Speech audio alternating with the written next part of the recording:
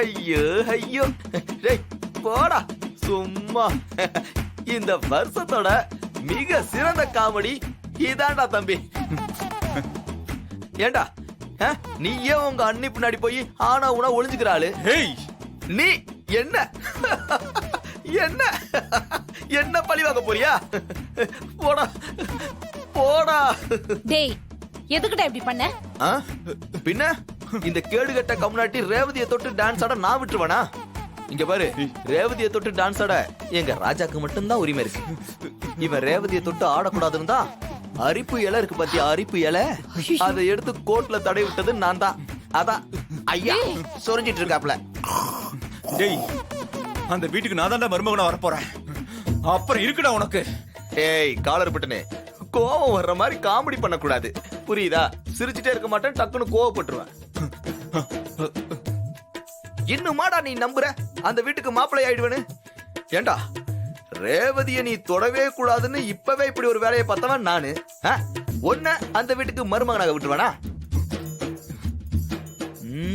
இங்க பாரு, கனவுல அதாவது ட்ரீம்ஸ்ல கூட நீ அந்த வீட்டுக்கு மாப்பிள்ளையாக முடியாது, பாத்துக்க. டேய் நீ சொல்ற பார்த்தா எனக்கே ஒரு மாதிரியா இருக்குடா. இங்க பாரு, இப்படியே விடிய விடிய சொரிஞ்சுக்கிட்டே இரு, உடம்புல ரத்தம் மொத்தம் சுண்டிடும். அப்புறமா காலைல ஹாஸ்பிட்டல்ல புது பிளட் ஏத்திடுவான். ஓகே வட்டா. மாயா மகேஷ் எல்லாரையும் அங்க கூட்டிக்கிட்டு வந்தான். என்கிட்ட மகேஷ் மாயாவை தெரியுமான்னு கேட்டான். சரி, அதுக்கு நீ என்ன சொன்ன? எனக்கு எல்லாத்தையும் சொல்லிடலான்னு மனசுல தோணுச்சு. ஆனா நீதான் யாரு கேட்டாலும் தெரியாதுன்னு சொல்லிட்டியே.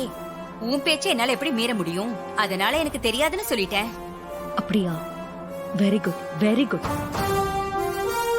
நான் அவங்கள தெரியாதுன்னு சொன்னதும் மாயா மகேஷ் ரெண்டு பேருக்குமே அது ஒரு மாதிரியா இருந்துச்சு. அவங்க முகமே மாறி போச்சு. ஆனா நான் எதுவுமே தெரியாத மாதிரி மெயின்டைன் பண்ணி சமாளிச்சிட்டேன்.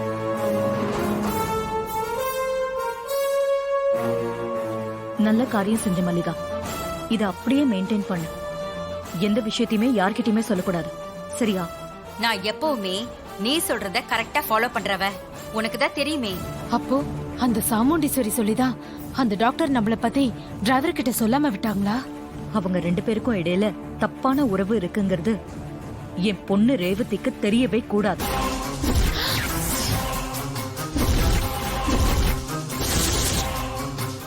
அந்த அதிர்ச்சியை நாம அவளுக்கு கொடுக்க கூடாது, சரியா? அப்போ நம்மள பத்தின எல்லா ரகசியமும் சாமுண்டீஸ்வரிக்கு தெரிஞ்சிருக்கு. ஆனா தெரியாத மாதிரி நடிச்சுக்கிட்டு இருக்கா. எதனால இப்படி நடிச்சிட்டு இருக்கான்னு ஒண்ணும் புரியலையே. என்னாச்சு இவளுக்கு? ஏன் இப்படி எல்லாம் பண்றா? சரி, உனக்கு மாயா மகேஷ தெரியும்னு ஏன் டிரைவருக்கு எப்படி தெரியும்? அதான் எனக்கும் தெரியல சாமுண்டீஸ்வரி. அவனுக்கு எல்லா விஷயமும் தெரிஞ்சிருக்கு. அதான் உண்மையை வெளிக்கொண்டு வர அவன் பிளான் பண்ணான். ஆனா எல்லா மேட்டரும் எப்படி தெரிஞ்சதுன்னு தான் எனக்கு ஆச்சரியமா இருக்கு. அவன் ரொம்ப நல்லவன் மல்லிகா. அதனாலதான் ஏன் பொண்ணு நல்லா இருக்கணும்னு சொல்லி மகேஷ் மாயாவை பத்தி எப்படியோ தெரிஞ்சுக்கிட்டு உன்கிட்ட கேட்டிருக்கான். உண்மைதான் சாமுண்டீஸ்வரி.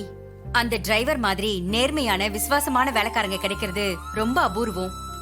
அந்த வகையில நீ ரொம்ப கொடுத்து வச்சவ. அவனை நான் வேலைக்காரனாவே பாக்கல மல்லிகா. என் வீட்டுல ஒருத்தனாதான் அவனை பாத்துக்கிட்டு இருக்கேன். அது சரி, எல்லா உண்மையும் தெரிஞ்சிருந்தும் யார்கிட்டயும் சொல்ல வேணாம்னு சொல்லிட்ட. உன் மனசுல என்னதான் யோசிச்சு வச்சிருக்க? அந்த கேடு கெட்ட மகேஷ தான் உன் பொண்ணுக்கு கட்டி வைக்க போறியா? என்ன மல்லிகா இப்படி கேட்டுட்ட? இந்த அசிங்கமான உண்மையெல்லாம் தெரிஞ்ச பிறகும் அந்த ராஸ்கலுக்கு என் பொண்ணை நான் கல்யாணம் பண்ணி கொடுப்பேனா? நிச்சயமா கல்யாணம் பண்ணி கொடுக்க மாட்டேன். அப்புறம் மண்டபத்துல கல்யாண ஏற்பாடெல்லாம் தடப்படலாம் நடந்துகிட்டு இருக்கு. அந்த மகேஷும் மாயாவும் இங்கேதான் இருக்காங்க. அவன் கல்யாணத்துக்கு ரெடி ஆயிட்டு இருக்கான். நாளைக்கு முகூர்த்தத்துல என்னதான் நடக்க போகுது? எனக்கு ஒண்ணுமே புரியல சாமுண்டீஸ்வரி. இது பாரு, நான் ஏற்கனவே ஒரு மாப்பிளைய செலக்ட் பண்ணிட்டேன்.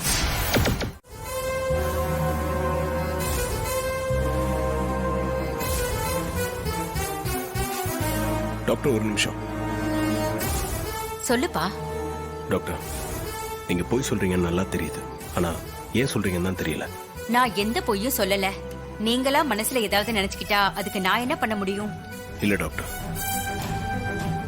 அந்த மகேஷ் மாயா தப்பானவங்கன்னு உங்களுக்கு நல்லா தெரியும். அவங்களுக்குள்ள இல்லீகல் ரிலேஷன்ஷிப் இருக்குன்னு உங்களுக்கு தெரியும். ஆனா இப்ப நீங்க உங்களுக்கு எதுவுமே தெரியாதுன்னு சொல்றீங்க. டாக்டர், நீங்க தப்பா எடுத்துக்காதீங்க. மனசாட்சி இருக்கிற யாரும் உண்மையை மறைச்சு இப்படி போய் பேச மாட்டாங்க.